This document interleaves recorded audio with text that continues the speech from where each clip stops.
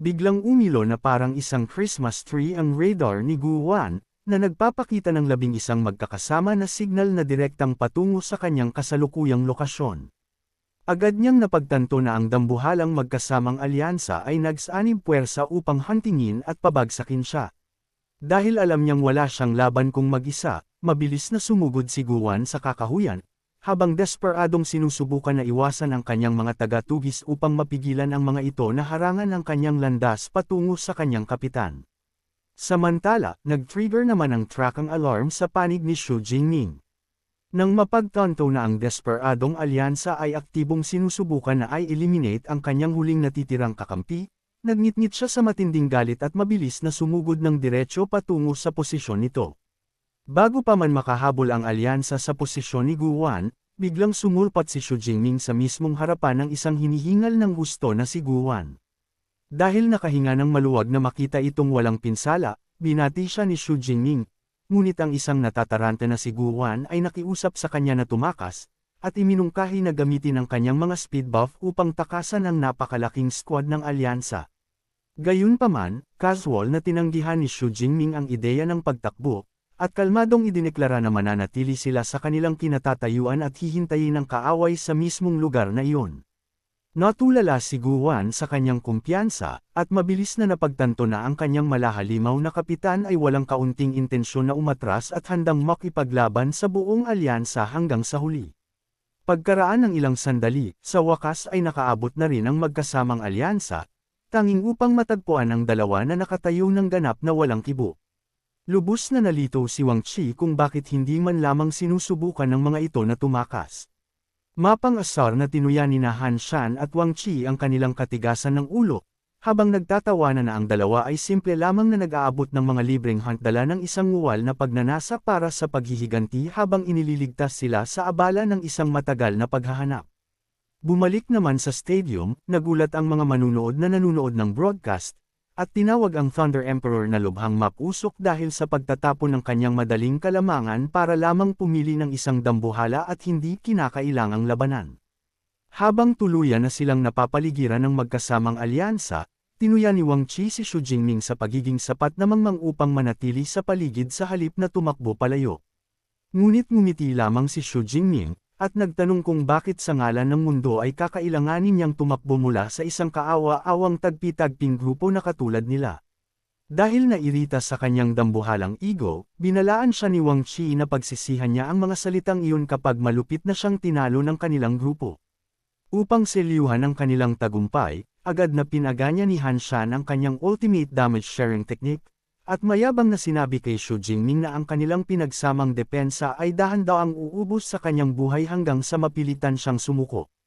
Habang pinagtatawanan ng konsepto ng pagsuko, nagpasya si Xu Jingming na oras na upang ipakita sa kanila ang tunay na kawalan ng pag-asa. Habang pinakakawalan ng kanyang bagong na-upgrade na kapangyarihan at Divine Lightning, ang pressure ng gintong pagsabog ng kidlat ay tuluyang nagpatalsik pabalik sa alyansa, na nag-iwan sa isang natatakot na si Wang Qi upang mapagtanto na si Xu Jingming ay nakalagpas na pala sa Tier 4. Bumalik sa stadium, nakikita ng mga manunood ang dambuhalang bagyo ng kidlat sa screen, ngunit naiwan silang ganap. Na walang kaalam-alam sa nangyayari, kaya naman natatarantang hiningi ng mga ito na i-broadcast ng host ang audio upang malaman kung ano ang nagdulot sa alyansa na magmukhang lubhang natatakot. Habang sinusubukang kontrolin ang magulong madla, mabilis na nakipag-ugnayan si Feng Lei sa Grandmaster na nagbabantay sa survival match upang makakuha ng isang real-time na update sa sitwasyon. Habang pinapanood ang nagaganap na paglipol mula sa itaas, kinumpirma ng Wind-type Grandmaster na si Zhou Chang na ang freshman ay opisyal nang nakalagpas sa Tier 4. Ang buong stadium ay tuluyang sumabog sa purong gulat, kung saan ang mga tagahanga ay nawawala na ng isip sa isang 19 na taong gulang na Tier 4 monster, at napagtatanto na ang madayang alyansa ay malapit ng malupit na katayin. Ang principal naman na si Xu Ping ay naiwang pinagpapawisan ng malapot at sinusumpa ang kanyang swerte, dahil napagtanto na ang kanyang dambuhalang pusta ay masasabing wala na. Habang ang isang nasisiyahang si Ling Xuang ay nakangiti lamang, dahil alam na ang kanyang star student ay palaging naghahatid ng mga himala. Sabik namang nag-alok si Guan na suportahan ang kanyang kapitan ng mga bagong buff, ngunit sinabihan ni Xu Jinming ang kanyang senior sister na maupo muna at magpahinga, habang tinitiyak sa kanya na ang lahat ay ganap niyang kontrolado. Nagsimula siyang mag-ipon ng isang dambuhalang dagsa ng gintong enerhiya, handang harapin ang buong alyansa ng mag-isa. Ang mismong pressure ng kanyang aura ay nag-iwan kina Zhu Taiji at Wang Qi na pinagpapawisan, kung saan napagtanto ni Wang Qi na ang inaakalang Tier 4 freshman na ito ay pakiramdam na mas malakas pa kaysa sa isang Tier 5 master. Dahil walang ibang pagpipilian kundi ang lumaban para sa kanilang mga buhay, naghanda sila upang gumawa ng isang desperadong paninindigan. Inutusan ni Wang Qi ang lahat ng kanilang natitirang kasamahan, gayon din ang kanilang mga ranged elementalist, na ihanda ang kanilang mga ultimate attack at pakawalan ang kanilang absolute maximum damage ng sabay-sabat. Isang dambuhalang sunod-sunod na elemental spells ang umulan kay Xu Jinming, ngunit casual lamang siyang nanatili sa kanyang kinatatayuan, at walang kahirap-hirap na ginawang singaw ang paparating na pagsalakay gamit ang kanyang purong gintong kidlat. Si Wang Qi ay naiwang ganap na paralisado sa takot, hindi maunawaan kung paano ang kanilang ultimate synchronized strike ay ganoon na lamang kawalang kahirap-hirap na naharangan.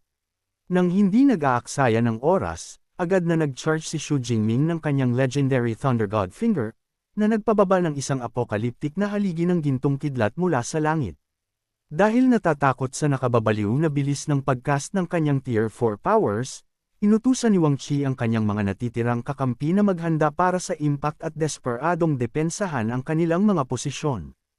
Ngunit ang kanilang mga pagsisikap ay nawala ng saysay dahil ang dambuhalang atake ng kidlat ay nag-trigger ng isang nakabubulag na pagsabog na tuluyang lumamon sa larangan ng digmaan, na nag-iwan sa dating mayayabang na alyansa na nakasubsob sa damuhang natatalsikan ng dugo. Habang nakatayo sa ibabaw ni Wang Qi, idineklara ni Xu Jinming na ang lahat ng ito ay hindi pa tapos. Mapang-asar niyang isinaad na ang simple lamang na pag-eliminate sa kanila ay magiging masyadong madali para sa kanila, kaya naman instant niyang ginawang isang nakatatakot na gintong lightning whip ang kanyang spear. Nang walang ipinapakitang kahit isang katiting na awa, nagsimulang walang katapusan na hagupitan ni Xu Jinming ang mga walang laban na miyembro ng alyansa, na nag-iwan kay Zhu Taiji at sa mga iba pa na sumisigaw sa matinding hapdi habang ang mga high-voltage whiplashes ay pumupunit sa kanila. Napagtanto ni Wang Qi na kailangan niyang sumuko ng madalian upang isalba ang kanyang sarili, tanging upang magawa ang nakasisindak na pagtuklas na ang kanyang mga ugat ay ganap na paralisado, na nag-iiwan sa kanya na hindi man lamang makapagsalita. Binigyan ni Xu Jinming si Wang Qi ng isang masamang ngiti, at idineklara na ito ang direktang kahihinatnan ng pangingialam sa kanyang mga kakampi, habang nangangako na kukunin ang kanyang sapat na oras habang patuloy niya silang malupit na pinupunit gamit ang kidlat. Nagulat naman si Guan sa nakatatakot na kapangyarihan ng kanyang kapitan. Bumalik sa stadium, namamangha ang mga manunood kung paano ang isang solong level up ay ginawang isang kabuoang, may isang panig na pagbitay ang laban habang isinasagawa ng Thunder Emperor ang kanyang brutal na paghihiganti.